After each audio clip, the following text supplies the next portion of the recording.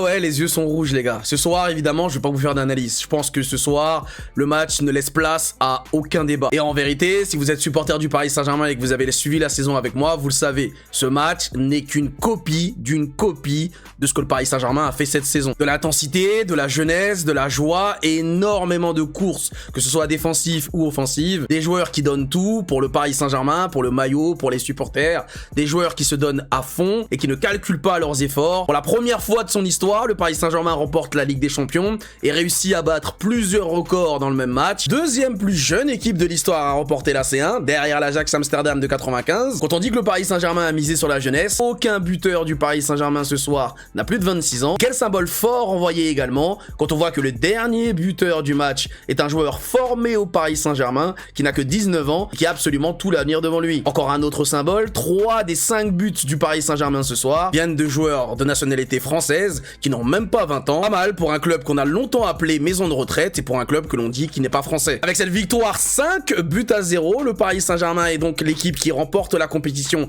avec le plus large écart sur une finale. Depuis la toute première édition de la Ligue des Champions, aucun club n'avait réussi à marquer 2 buts lors d'une finale de Ligue des Champions en moins de 20 minutes. L'autre équipe qui avait réussi à le faire, c'était le Stade de Reims, une autre équipe française. Mais depuis que la Coupe des clubs champions s'appelle la Ligue des Champions, aucune équipe n'avait réussi un tel exploit. Désiré Doué, double buteur en finale de la Ligue des Champions, homme du match ce soir, il est le joueur qui a été le plus décisif sur la rencontre. Eh bien, ça n'était tout simplement jamais arrivé pour un joueur aussi jeune. Avec 3 goals assists sur le match, il a donc plus de goals assists en une seule finale de Ligue des Champions que pour les 3 de Lionel Messi. Je pense qu'on peut dire ce soir que le débat du Golden Boy est définitivement enterré. Chef d'orchestre et premier adjoint de Luis Enrique, Ousmane Dembélé ce soir sort avec 2 passes décisives. Il aurait pu être buteur, malheureusement il tirera sur la barre transversale. Toujours dans les bons coups du Paris Saint-Germain et étant véritablement à son apogée footballistique, lui aussi a clos le débat du Ballon d'Or ce soir. 14 ans que le Paris Saint-Germain et son président couraient après cette Ligue des Champions. Après tant d'années de galères et de combats, c'est fait désormais. Le club parisien valide donc cette saison un triplé national plus une Ligue des Champions. Cela fait donc